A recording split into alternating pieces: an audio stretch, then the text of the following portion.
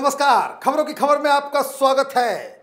अजीब मुल्क है हिंदुस्तान में। कुछ चीजें ऐसी होती हैं जिस पे यकीन नहीं होता।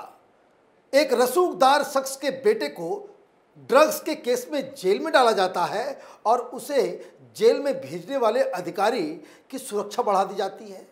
आज खबर आई है कि जब से ये बॉलीवुड का फर्जी बादशाह खान या किंग खान, पता नहीं क्या क्या नाम लोगों ने दे रखा है, इस शाहरुख खान के बेटे आर्यन खान को जेल भेजा गया है, समीर वानखेड़े की सुरक्षा बढ़ा दी गई है। अब चार सुरक्षाकर्मी इसके साथ घूम रहे हैं।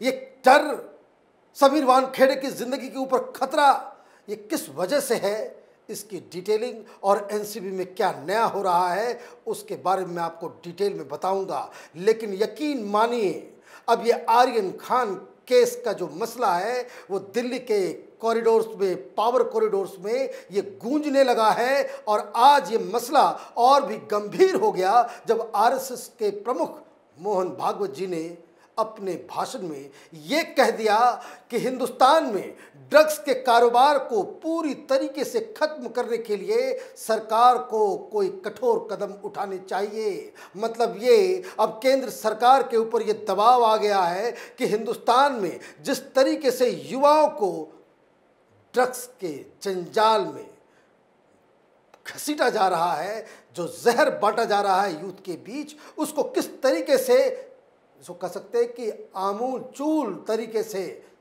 जड़ से खत्म करने के लिए उस पर कार्रवाई करनी पड़ जाएगी।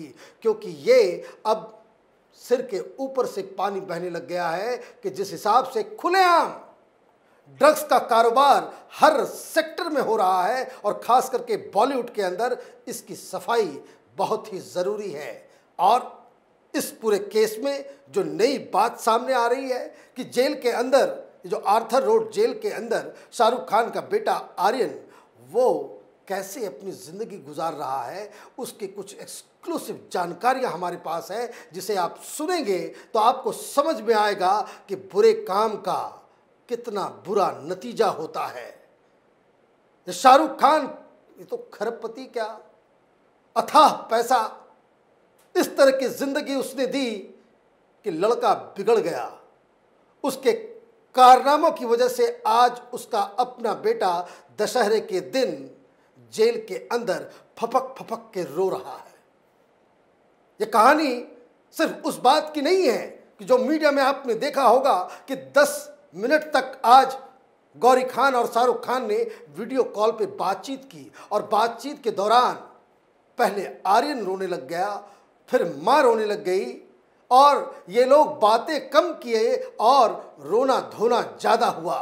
अब शायद फिर भी लोगों को ये समझ में नहीं आ रहा कि अपने बच्चों के ऊपर किस तरह से निगरानी रखने की आवश्यकता है। 4 साल से वो आर्यन ड्रग्स ले रहा था और अपने दंभ, अपने अहंकार, अपने घमंड में चूर ये बादशाह खान अपने बेटे को सही रास्ता नहीं दिखा पाया। ये बहुत बड़ी चीज़ है और अब उसके किए की सज़ा, मतलब ये शाहरुख खान की गलतियों की सज़ा किस तरीके से आर्यन भुगत रहा है उसको ज़रा समझिए।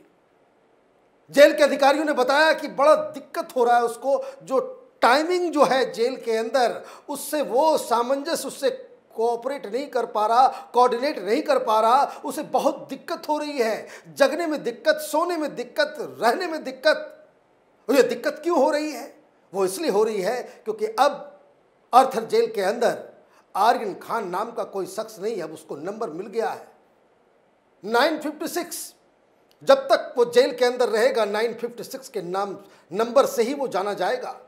ये कैदियों के नंबर दिए जाते हैं जिन लोगों की जमानत नहीं होती है। अभी तो मसला तब तक ठीक था जब वो क्वारंटाइन वाले वार्ड में था, अब नॉर्मल वार्ड में डाल दिया गया है। एक चादर और एक कंबल दी गई है, बिस्तर नहीं है। अब कंबल को आप बिस्तर बना लो या फिर उसको ओढ़ लो, ये आपकी मर्जी है। लेकिन इसके अलावा कोई सामान आपको सोने के लिए नहीं दिया जाता। 6 बजे सवेरे जगना होता है, बड़ी दिक्कत हो रही है। जेल के अधिकारी बता रहे हैं कि उसको जगने में सवेरे बहुत दिक्कत होती है। कभी इस तरह का लाइफ पैटर्न तो उसने देखा ही नहीं। 6 बजे जगना होता है और 6 बजे के बाद उसको वापस अपने सेल के अंदर चला जाना होता है, जहां बाकी कैदियों के साथ उसको रहना पड़ता है। 6 बजे के बाद वापस अपने कमरे में बड़ा दिक्कत है। जो लोग 2-2 बजे रात तक पार्टियां करते हैं, उनको 6 बजे आप कह दें कि भाई अपने कमरे में बंद हो जाओ, और वहां पे न टीवी है, न एसी है, न कुछ है, गर्मी लगती है और मच्छर काटते हैं, और इतना सब कुछ वो झेल किस लिए रहा है? वो इसलिए झेल रहा है कि कभी उसे किसी ने टोका नहीं। पिछले 4 साल 5 साल से वो ड्रग्स ले रहा था। कभी पिता ने ये पूछा नहीं कि तुम अचानक 2-2 बजे रात तक गायब होते हो, क्या करते हो, क्या खाते हो, क्या पीते हो। शाहरुख खान ने कभी इस पर ध्यान नहीं दिया, और आज वो इस तरीके से भुगत रहा है। खाना भी नहीं खा पा रहा। ये नॉर्मल कैदी की तरह इसको ट्रीट किया जा रहा है। तो अब तो बाहर से भी खाना नहीं ला सकते। जब तक एनसीबी की हिरासत में था तो एनसीबी वाले बिरयानी लेकर के आते थे बाहर से। कोई इंडियन नेशनल ढाबा था ऑफिस के पास, कभी कभी कोई रिश्तेदार, कभी घर से बर्गर आ जाया करता था। लेकिन यहाँ सवेरे 7 बजे नाश्ता मिलता है, पोहा। दिन के खाने में दाल, रोटी, चावल, और जेलर साहब का मूड ठीक रहा तो सब्जियां भी मिल जाती है। ये खा नहीं पाता, बता रहे हैं कि ये सिर्फ कभी कभी वो रोटियां खा लेता है बिना किसी चीज़ के, अदरवाइज वो कैंटीन के सामान को ही खाता रहता है। 4500 रुपये मनी ऑर्डर भेजे गए हैं। 4500 रुपये किसी भी कैदी को एक माह के लिए घर से पैसा भेजा जा सकता है, जिससे वो अपना सब कुछ कैंटीन से कुछ खरीद ले, कुछ रिक्रिएशन कर ले, कुछ पानी पी ले, या कुछ जो भी इसको इस्तेमाल करना है, साबुन खरीदना हो, जो भी। तो 4500 रुपये भेजे गए हैं शाहरुख खान की तरफ से, जिसका वो इस्तेमाल कर रहा है पानी खरीदने में और बिस्किट लेने में। तो बिस्किट पानी खा करके ही वो अपना गुजारा कर रहा है।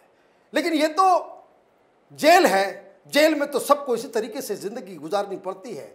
लेकिन दिक्कत एक और है, क्योंकि ये आदमी आर्यन खान, ये तो बचपन से ही बड़े बड़े पॉलिटिशियंस, बड़े बड़े अधिकारी, बड़े बड़े रसूखदार लोगों के बीच रहा है। इसको लग रहा है क्योंकि वहाँ पे न फ़ोन चल रहा, न टेलीविज़न है, न खबर आ पा रही है कि कब छूटेगा नहीं छूटेगा। इसको लग रहा है कि मेरे पापा तो शाहरुख खान है, कभी भी खुशखबरी आ जाएगी, मैं जेल से बाहर निकल जाऊंगा। लेकिन दिन बीतता चला जा रहा है।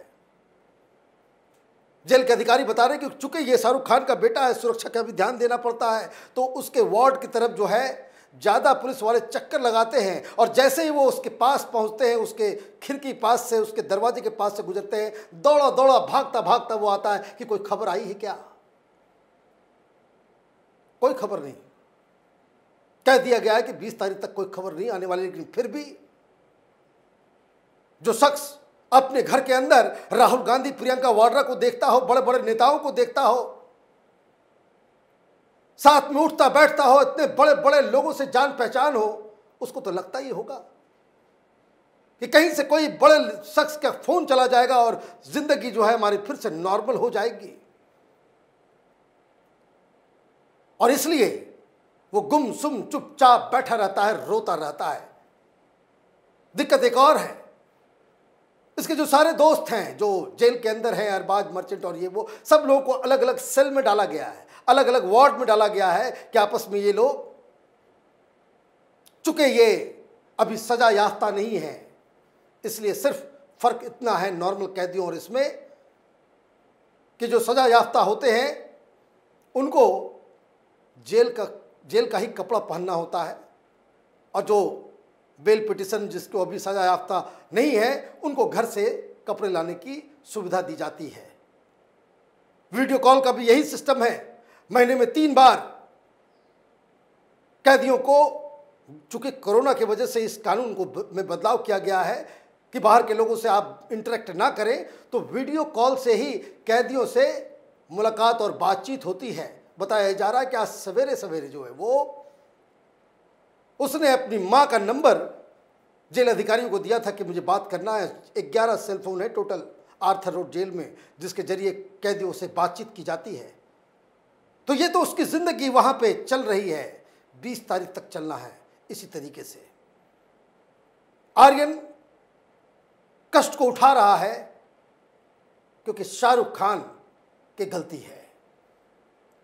शाहरुख खान एक पिता का जो काम होता है वो नहीं कर पाया और इस वजह से आज वो भुगत रहा है। अब सवाल एक और बड़ा उठ रहा है कि ये तो आर्यन की कहानी थी, लेकिन देश की कहानी क्या है? महाराष्ट्र की राजनीति की कहानी क्या है? ये एनसीबी के सुपर हीरो समीर वानखेड़े, उनकी आज सुरक्षा बढ़ा दी गई। अब जहां वो जाएंगे तो महाराष्ट्र की पुलिस और महाराष्ट्र के अलग अलग जासूस जो बन रहे हैं, जो उसका पीछा कर रहे थे, उनसे बचने के लिए, क्योंकि ये कहानी अब इतनी ज़्यादा जटिल होती चली जा रही है, ये पता चल पा रहा है कि इस पूरे ड्रग माफिया के पीछे अंडरवर्ल्ड का काम है और अंडरवर्ल्ड कभी भी किसी भी समय वो उन सारी चीज़ों को हटाने की कोशिश करेगा, अपने रास्ते से हटाएगा। ये खरबों का बिजनेस है। तो समीर वानखेड़े की जिंदगी के ऊपर खतरा है। खतरा वहां के राजनेताओं से है, वहां की पुलिस से है, जो उससे जासूसी कर रहे हैं, उसके सारे इंफॉर्मेशंस को ले रहे हैं, और इससे भी ज़्यादा कहीं खतरा अंडरवर्ल्ड से पड़ गया है और इसलिए सुरक्षा बढ़ा दी गई है। क्योंकि दिल्ली के अंदर ये फैसला ले लिया गया है कि जितने भी ये जो महाराष्ट्र के अंदर, मुंबई के अंदर, बॉलीवुड के अंदर ये जो ड्रग का पूरा कारोबार चल रहा है, इसको बिल्कुल जड़ से इसकी सफाई करने की ज़रूरत है। क्योंकि ये न सिर्फ खुद कंज्यूम करते हैं, बल्कि इस तरह की चीज़ों को वो बढ़ावा भी देते हैं। हिंदुस्तान का हर युवा इन लोगों को हीरो मानता है, इन लोगों को नायक मानता है, उस तरह दिखने बनने की कोशिश करता है, उस तरह की लाइफ स्टाइल जीने को अपनाने की कोशिश में जुटा रहता है। और इसलिए ऐसे सेलिब्रिटीज़ जो पब्लिक लाइफ में हैं, उनकी स्क्रूटनी आम लोगों से कहीं ज़्यादा होनी चाहिए। और मोहन भागवत जी ने आज साफ कर दिया कि सरकार को इसमें कुछ पहल लेने की आवश्यकता है। ये ड्रग्स हमारे युवाओं को खत्म कर देगा। देखिए पंजाब क्या हुआ, ये बॉलीवुड वाले नहीं बनाया था फिल्म उड़ता पंजाब। पंजाब से कितने बड़े बड़े स्पोर्ट्समैन निकलते थे, कितना गर्व होता था पूरे देश को कि पंजाब जो है वो हर चीज़ में आगे है। वहाँ के युवा जो हैं बिल्कुल जोश खरोश और ऊर्जावान होते हैं। लेकिन इस ड्रग्स ने पूरे के पूरी जनरेशन को खत्म कर दिया, अंदर से खोखला कर दिया गया। और ऐसे में अगर हमें पूरी दुनिया में भारत को आगे लेकर के जाना है और हमारा युवा वो गांजा चरस के चिलम में ही फंस के रह जाएगा, तो फिर कैसे देश आगे जाएगा? ये बड़ी चिंता है, जिसके ऊपर सरकार अब कोई बड़ा फैसला लेने जा रही है कि जो एनडीपीएस के जो कानून हैं, इसमें जो लुंज पुंज तरीके से ड्रग्स का धंधा करने वाले, ड्रग्स को कंज्यूम करने वालों को बेल मिल जाती है, छूट मिल जाती है, सजा नहीं होती, उम्र कैद नहीं होता, फांसी नहीं पड़ती, तो सरकार अब इस राह पे मन बना रही है, ये सोच रही है कि ड्रग्स के केसेस के ऊपर और भी कानून कड़े होने चाहिए, ताकि सजा ऐसी हो कि जिसके बाद कोई भी शख्स ड्रग्स का नाम लेने से भी डर जाए और धंधा करने वाले हिंदुस्तान की सरहद को छोड़ जहां से वो आते हैं, जहां से ड्रग्स भेजा जाता है, वो पाकिस्तान, अफगानिस्तान, जहां दुनिया भर में उनको मरना है वो मरे, लेकिन हिंदुस्तान को ड्रग्स मुक्त करने की आवश्यकता अब सरकार को भी समझ में आ रही है।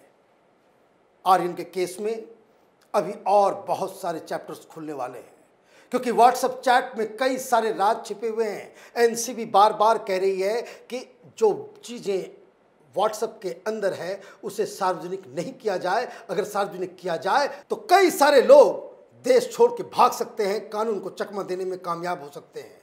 हमारी नज़र इस खबर पे बनी हुई है। आप देखते रहिए कैपिटल टीवी। हमारे वीडियोस को लाइक कीजिए, शेयर कीजिए और हमारे चैनल को सब्सक्राइब कीजिए। धन्यवाद।